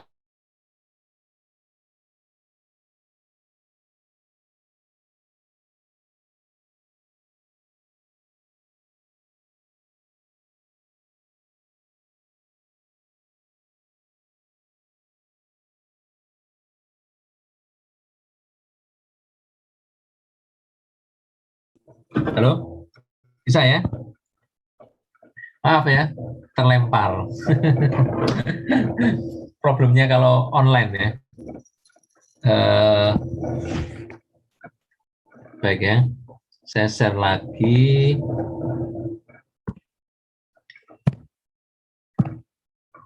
Ya, baik. Ini yang seperti tadi kok ya. Saya buat secara umum ya. Gampangannya kalau linear model masuk ya, non linear juga masuk ya, bisa ya, GLM dan seterusnya ya. Itu penamaan saja ya. GAM ada lagi di sini ya, GAM GLM juga ada ya. GAM itu agak mirip GLM di satu sisi ya. Belum saya tulis apa. General Additive Model. GLM itu General Linear Model. GLMS Generalized Linear Model. Ya. Apa ini hanya beberapa istilah. Ya mungkin istilahnya beda tapi maksudnya sama. Ya. Oke, saya lanjutkan ya. Ini interdependent ya ini tadi ya. Yang kedua ya. Yang tadi kan yang dependent ya. Jadi interdependent sudah saya terangkan tadi. Sekarang interdependent ya. Nah, kalau interdependent ini seperti Anda cluster. Ya. Cluster ini kalau Anda gunakan apa namanya, NN juga ada ya. Namanya itu, saya juga lupa. Di situ ada clusteringnya ya. Jadi ada clustering, ada PCA, ada factor analysis gitu ya. Mulai dari yang klasik sampai kepada yang ini apa namanya, yang black box ya. Yang mesin learning pun ada yang mengikuti polanya klasik, jadi tapi itu juga ini ya, ada yang mengikuti klasik ya, tapi ada juga yang tidak ya. Ya, yang ini klasik ya Sam, yang ini yang nggak klasik juga ada ya. Oke, silakan kalau ada yang ditanyakan ya. Bagaimana dengan computer based modeling ya? Jadi yang akhir-akhir ini banyak berkembang ya. Ini hanya contoh saja ya. Artificial intelligence, learning, deep learning itu adalah kelompok-kelompok yang memang muncul belakangan ya. Jadi kalau kita kenal dengan neural network ya, saya juga nggak begitu paham.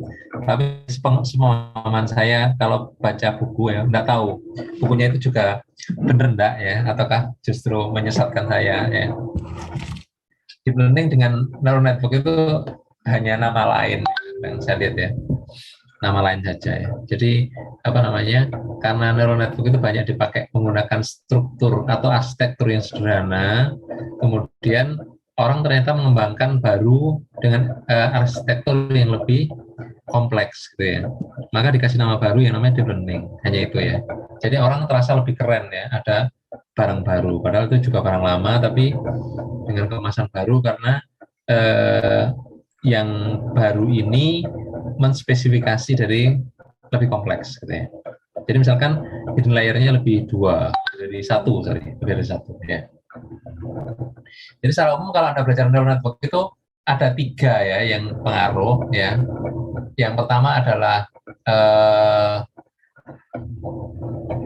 algoritma pembelajaran, yang kedua arsitektur, yang ketiga fungsi transfer.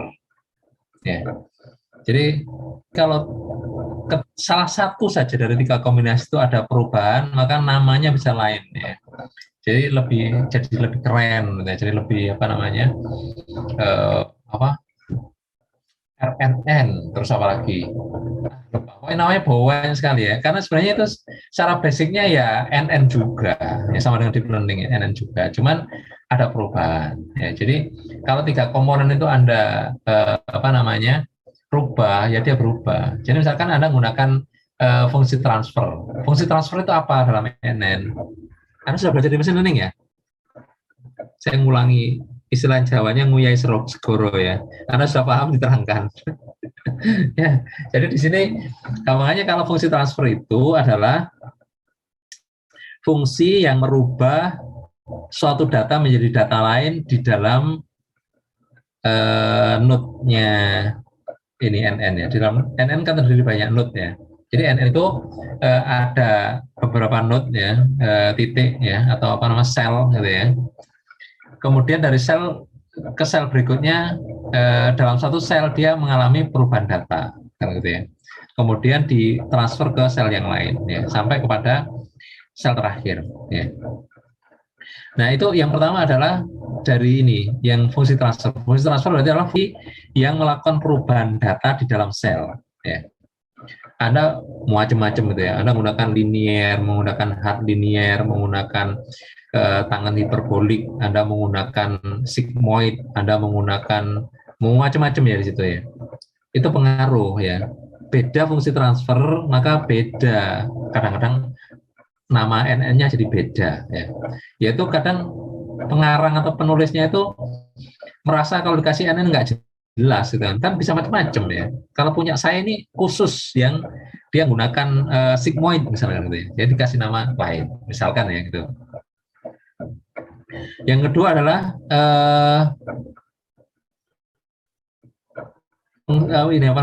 pembelajarannya ya. Jadi algoritma pembelajarannya ya. Bagaimana metode optimasinya, bagaimana dia model ininya perubahan datanya itu ya, situ ya. Nah yang ketiga adalah arsitektur. Jadi dari mana ke mana, berapa node yang dibutuhkan, dia berlapis atau bagaimana dan seterusnya ya. Kalau dia terus saja dari depan ke belakang, dari belakang ke depan namanya feed forward misalnya gitu ya. Kalau dari satu menjadi banyak ya, atau balik lagi ke selnya sendiri dan seterusnya, namanya apa lagi ya, lain-lain gitu ya. Jadi dari ketiga hal itu orang bisa ngasih nama NN dengan macam-macam ya. Nah di sini yang saya terangkan tadi, kalau lapis hidden layer-nya ya, lapis tersembunyi, hidden layer-nya itu lebih dari satu, input, hidden layer, jadi struktur feed forward ya. Jadi dari input, hidden layer, output itu disebut dengan deep learning misalnya gitu ya. Jadi yang begitu Anda akan bisa banyak belajar ya dengan model-model yang sekarang berkembang ya. Silakan kalau ada yang ingin ditanyakan. Kalau enggak saya lanjutkan slide terakhir ya. Ini masih ada waktu 11 menit ya. Bukan hitung-hitungan, tapi karena Anda juga mau kuliah ya. Saya juga mau kuliah jam 8:30 ya. Tapi masih kita coba tepat. Kalau Anda masih perlu waktu, silakan. Ya, tadi Bapak menjelaskan terkait dengan fungsi transfer sama hubungannya sama nodes, Pak. Contohnya fungsi transfer dengan nodes itu seperti apa ya, Pak? Nodes itu apakah tahapan sampai menghasilkan hasil dari proses machine learning atau seperti apa, Pak, nodes itu? Saya coba gunakan ini ya, NN ya. Ini ada input ya. Ini ada node ya. Kemudian ada node lagi. Ini saya sebut sebagai output ya. Ini sebagai input. Ini saya pakai sebagai hidden layer ya, layer lain ya. Nah, perhitungan di NN itu biasanya input tidak termasuk. Kadang-kadang. Kenapa? Input itu nggak ada proses. Yang kadang-kadang simbolnya sudah beda. Ini kotak, ini bulat. Kotak itu apa? Ya dia data saja. Kalau di bulat ini ada perubahan, ya kan? Yang masuk dengan yang keluar itu beda, ya kan? Misalkan di sini ya. Ini saya kasih fungsi ya X kuadrat ya. Berarti kalau ini 2 ini jadi 4 dong, ya kan? Ini disebut dengan fungsi transfer, ya kan? Ini contoh ya. Tapi fungsi transfernya jarang kuadrat ya. Biasanya menggunakan misalkan linear ya. Linear itu berarti apa? Tetap. Jadi kalau ada 2 maka outputnya 2, itu linear, ya kan? Kalau misalkan hardline, jadi dibatasi. Misalkan apa? Kalau dia itu kurang dari -1 misalkan ya, berarti -1. Kalau lebih besar dari 1 berarti dia 1. Kalau di antara -1 dan 1 teruskan aja seperti semula. Nah, itu misalkan hardline. Dan seterusnya ada macam, saya juga nggak pasti, nggak terlalu ingat ya. Nanti coba Anda lihat itu di help-nya software biasanya ada. Baca itu di help-nya MATLAB ya. Baru cross reference ke buku-buku ada ya. Banyak buku yang bahas itu ya. Jadi di sini fungsi apa di dalam node ya kan, itu disebut dengan fungsi transfer ya. Kadang-kadang fungsinya sangat rumit ya kan, misalnya gini ya, E pangkat X min E pangkat min X per E pangkat X plus E pangkat min X ya. Itu kan kalau X-nya 2 gimana, berarti E pangkat 2 min E pangkat min 2 dibagi, nah, kan jadi panjang. Nah, itu di dalam software sudah disediakan. Anda misalnya menggunakan sigmoid, menggunakan hiperbolik tangen, menggunakan ini, ada semuanya ya. Anda tinggal nyebut aja, softwarenya otomatis langsung merujuk ke fungsi itu. Cuman di sini kalau dalam sudut pandangnya computer science, ya coba saja yang lain sebanyak-banyaknya, mana yang paling cocok gitu kan ya. Tapi kalau dari aspek theory driven, kita harus cek minimalnya, Anda tahu itu outputnya ada batasan enggak. Kemudian yang kedua, itu fungsinya linear atau non-linear. Ya, itu harus Anda petakan. Kalau fungsi dalam data itu polanya pola linear, Anda tangkap dengan non-linear, oke, bisa, ya kan? Tapi jadi agak kompleks kan. Dan masalahnya yang deep learning dan sebagainya nggak mementingkan kompleksitas model. Mau kompleks mau nggak kompleks nggak masalah, pokoknya hasilnya baik gitu kan ya. Jadi tidak masalah Anda ngawur dengan non-linear biasanya baik, ya kan? Karena apa? Linear pun bisa diwakili non-linear. Tapi kalau pola dalam data Anda non-linear, Anda pakai linear, ya jelek sekali, ya kan? Yang susah lagi gini, kalau harusnya outputnya harusnya outputnya ada batasan atau nggak ada batasan, jadi aneh, ya kan? Misalkan apa? Kalau semuanya range-nya antara -1 atau antara 0 1, tiba-tiba outputnya 10, itu artinya apa kan gitu ya? Makanya harus hati-hati dalam fungsi transfer di sini, ya. Nah, dan juga biasanya diakali gitu. Anda tahu nggak ngakalinya? Waktu data di awal, datanya dilakukan apa? Preprocessing dengan min-max, dengan itu kan normalisasi istilahnya orang computer science ya. Istilah orang statistik itu. Ya, itu ngakali supaya apa? Nggak pusing di belakang untuk milih fungsi transfer. Kalau tidak pakai min-max, amblas itu. Karena apa? Nggak tahu datanya dibatasi apa enggak, sikat aja dengan metode. Hasilnya bisa sangat buruk gitu ya. Makanya orang udah apapun disikat dengan preprocessing min-max ya. Supaya apa? Sudah terbatasi sejak awal di antara -1 sampai 1 atau antara 0 sampai 1. Pasti hasilnya nggak akan buruk, ya kan? Karena apa?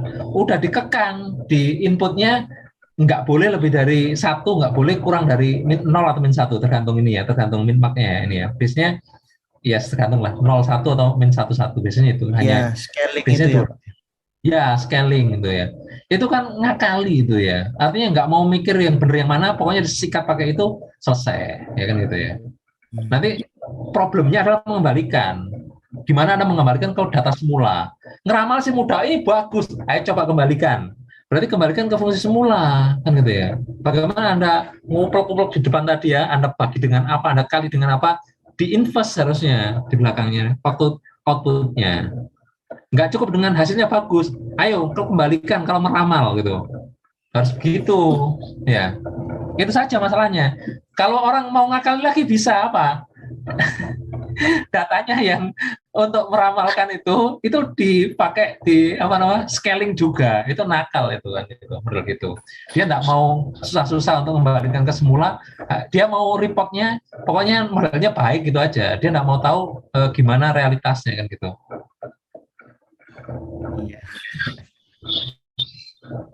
Ya, kurang lebih gitu. Ya, tapi kalau belajar tentang filosofinya dan seterusnya ini, Anda tahu kenapa Anda melakukan itu, dan Anda harus tanggung jawab gitu loh ya. Maksudnya kalau misalnya Anda melakukan scaling, harus dibalikkan, harus catat itu bagaimana fungsi yang Anda lakukan, dan itu Anda kembalikan di terakhir. Maksudnya di program ya. Misalkan max-nya berapa, min-nya berapa, itu harus dikembalikan seperti semula. Anda bagi dengan apa, harus dikalikan semula dengan itu. Nanti baru Anda cek lagi ya. Kalau kembali ke data semula, bagus enggak gitu ya. Jangan-jangan bagusnya itu karena sudah di scaling kan gitu ya. Ya pasti errornya kecil. Anda batasi antara 0 sampai 1, kan nggak mungkin errornya 2 gitu kan ya. Kayak gitulah misalkan. Ya, ya. Pak. Ya, makasih Pak. Ya, sama-sama. Ya, nah ini yang terakhir hanya sedikit ya, yaitu pembandingan. Bagaimana kita membandingkan metode-metode yang black box atau yang machine learning dan semacam itu ya dengan metode klasik ya. Jadi kalau neural network ya hampir semua bisa. Machine learning juga begitu. Machine learning itu nama general ya. Jadi agak susah ya dibandingkan gitu ya. Nah, di sini kalau di dalam klasik itu kan ukurannya kayak parameter dan sebagainya gitu kan ya. Kalau di modern lain ya, Anda bisa misalnya menggunakan bagaimana optimisasinya gitu ya. Anda mau menggunakan Leverberg kuat atau BFGS atau menggunakan apa namanya kuasi Newton atau apa gitu ya. Nah, masing-masing kan punya kelemahan kelebihan ya. Kenapa Anda milih itu ya? Misalnya Leverberg kuat itu lumayan bagus kan ya. Tapi juga punya kelemahan apa? Lambat. Lebih lambat. Kalau Anda gunakan misalkan MATLAB atau apa ya, Anda harus manajemen memori. Ya, reduce memorinya harus Anda lakukan untuk program ya, supaya Anda nggak kehilangan waktu ketika melakukan optimisasi misalkan ya. Ya, pengetahuannya jadi larinya ke computer science juga kan ya kan, walaupun Anda ingin meninjau dari statistik, tapi begitu optimisasinya menggunakan Leverberg kuat, itu basisnya kuat. Anda menggunakan matriknya dan seterusnya itu pusing kalau kita belajar matematikanya itu ya. Matrik diturunkan dan seterusnya itu kan ya nggak mudah gitu ya. Nah, di sini pada saat optimisasi manajemen memorinya ya, itu baru Anda gunakan fasilitas yang ada di software itu ya. Jadi Anda batasi sekian persen saja. Karena apa? Dia jadi kayak rekursif sebagainya ya. Jadi akhirnya memenuhi komputer Anda memorinya dengan perhitungan, jadi apa? Yang lain nggak kebagian gitu ya. Jadi lambat. Yang lain misalnya initial value. Gimana menentukan titik awal? Dia kan seperti orang naik gunung gitu kan ya. Orang mencari puncaknya gunung atau optimalnya suatu model ya. Jadi kalau Anda berangkat menuju puncak gunung tergantung dari jalur pendakian mana yang Anda tempuh kan gitu ya. Mungkin Anda akan ketemu dengan puncak palsu gitu ya, dan seterusnya. Gimana Anda mengatasi bahwa itu puncak palsu atau bukan? Itu kan ada ilmunya di situ kan ya, Anda belajar. Yang apa namanya initial value itu banyak juga yang menggunakan misalkan semacam yang dibuat Nguyen Withdraw itu ya. Jadi dia menggunakan apa namanya rentang tertentu ya. Kemungkinan nggak akan keluar dari rentang ini. Jangan terlalu jauh dari itu. Kenapa? Nanti pendakiannya tuh nggak nyampe puncak gitu ya. Bisa kasar gitu loh ya, kan gitu. Nah, kebaca artikelnya Sarli misalnya gitu ya.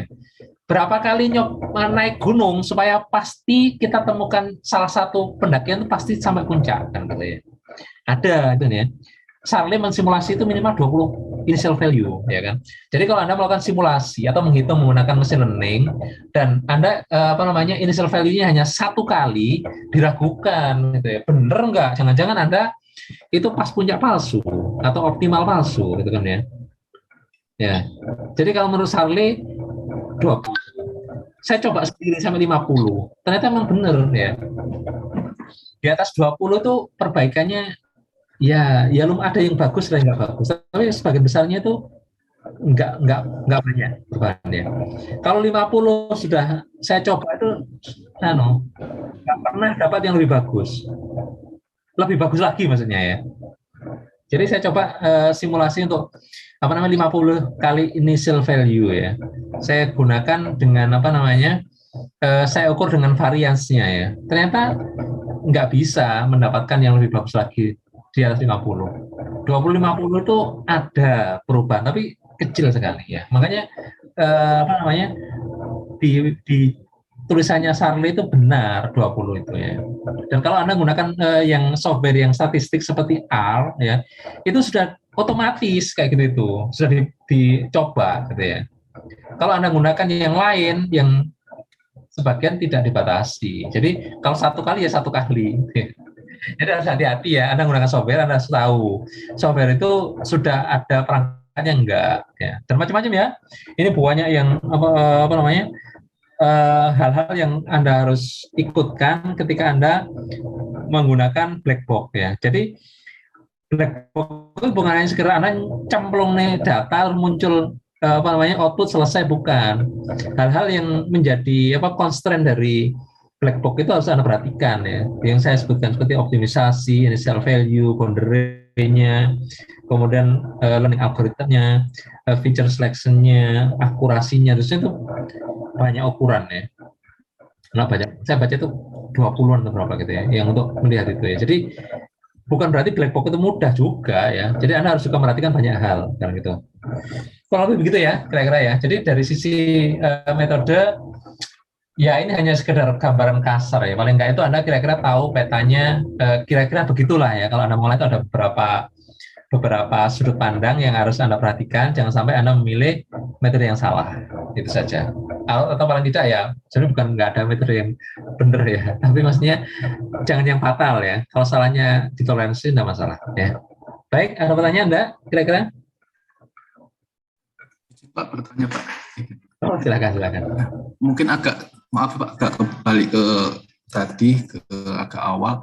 Tapi kan ada yang dijelaskan terkait itu Mbak, metode yang untuk split data yang menjadi 2. Itu ada yang dibuat model sama yang tidak dimodelkan. Mungkin training sama testing Mbak. Nah itu biasanya kalau saya misalnya pakai machine learning itu kan seperti pakai aplikasi langsung gitu Pak ya. Tapi tadi kan ada ini Pak, ada yang saya resume itu bahwa itu kalau dihubungkan maka cocok itu adalah benar gitu Pak ya. Kalau tadi tidak cocok yang dimodelkan dengan yang tidak dimodelkan maka itu salah. Nah itu yang untuk cara mengetahui menghubungkan yang cocok dengan dikatakan cocok dengan benar gimana Pak ya? Karena selama ini saya biasanya udah cuma bagi 70-30 misalnya 80-20 udah langsung jalan gitu Pak di machine learning atau apa. Tapi menyimpulkan ini model ini yang dimodelkan dengan yang tidak dimodelkan ini cocok, itu dikatakan cocok itu seperti apa? Mungkin itu Pak. Ya. Terima kasih Pak. Masalahnya kan gini ya. Kalau di metode Holt itu orang ngambilnya acak, bukan acak ya. Kalau di regresinya, kalau modelnya regresi ya, cross section ya itu acak. Kalau menggunakan time series biasanya awal akhir ya. Nah, kalau time series mudah ya, karena pasti ya yang terakhir sama yang awal. Tapi kalau di regresi atau cross section ya, metode cross section agak susah. Karena apa? Diambil secara acak ya kan. Kalau kebetulan baik ya oke. Kalau kebetulan buruk gimana? Apa berarti modelnya buruk? Jadi bukan modelnya buruk, tapi pengambilannya pas jelek kan gitu. Itu yang nggak mudah untuk memastikan bahwa yang salah yang mana. Makanya biasanya diulang beberapa kali ya kan ya. Jadi dari data itu Anda bagi 70-30 kan ngambil 70-nya itu kan nggak hanya sekali. 70-30 pertama, 70-30 kedua gitu kan ya. Itu yang nyebutnya semacam initial value. Coba Anda bagi sampai 20 kali atau berapa gitu. Nanti Anda akan ketemu yang bagus gitu nih. Nah, masalahnya bagus itu memang benar gitu atau kebetulan. Itu juga nggak mudah ya kan. Kan itu kita ingin mewakili populasi dari sampel gitu kan ya. Kenapa dalam resampling atau memisahkan tadi ya, splitting ya. Sampel 1, sampel 2 ya. Mengapa kita mengambil yang terbaik? Berarti kan kita mencocok-cocokkan saja kan itu ya. Istilahnya akal-akalan namanya, seperti siapa tadi Mas Sofian tadi bilang. Itu kan akal-akalan ya, membenar-benarkan metode gitu kan ya. Jadi akhirnya apa? Ada yang mengambil ya di rata-rata saja kan gitu ya. Atau diambil tengahnya, mediannya atau apa. Itu kan berarti ya kurang lebih gitu. Nggak buruk banget juga nggak baik banget gitu kan ya. Jadi yang disebut baik nggak baik, akhirnya ukurannya apa? Kalau sudah Anda gunakan metode split data, ya cukup dengan errornya saja, ya kan? Kalau model yang Anda buat dengan sampel 1, kemudian Anda cocokkan ya, Anda ramalkan dengan testing sampel 2, hasil errornya itu kecil, berarti memang data itu mewakili populasi. Kalau errornya besar, tidak mewakili populasi, gitu saja. Ya, cuman tadi akhirnya pertanyaannya tadi, apakah sampel itu mewakili apa enggak? Apa kebetulan? Itu juga nggak mudah jawabnya kan tadi gitu ya. Termasuk yang bagi 3 tadi kan. Bagi 3 sebenarnya lebih hati-hati ya kan. Jadi data apa namanya training, validasi, testing. Jadi data training tadi menggunakan data validasi untuk mencari yang terbaik, ya kan? Jadi kalau nggak cocok divalidasi, wah jelas buruk gitu kan ya. Kalau sudah cocok divalidasi, baru dites, ya kan? Harusnya baik juga kan gitu ya. Khawatirnya kan waktu bagi tadi, yang kebetulan testing atau validasinya itu pas lain gitu ya. Ya kebetulan kan juga mudah. Makanya metode yang lebih baru menggunakan fold itu kan ya. Katakanlah dibagi 10 ya. Kemudian diambil 1 sebagai testing, yang 9 sebagai training. Kemudian ditukar gitu ya. Yang tadi kan bisa 10 ya. A sampai J gitu ya. Jadi data A sebagai testing, B sampai J sebagai training. Kemudian yang kedua, percobaan kedua, yang B sebagai testing, A, C sampai J sebagai training. Dan sudah dibolak-balik gitu ya. Apakah cenderungnya itu konsisten? Kalau konsisten, berarti memang dia mewakili populasi gitu kan ya. Kalau jatuhnya nilainya beda-beda gitu, wah bahaya ini, banyak kebetulannya kan gitu ya. Seperti itu ya. Jadi fold sepertinya lebih belakangan ya metode itu ya.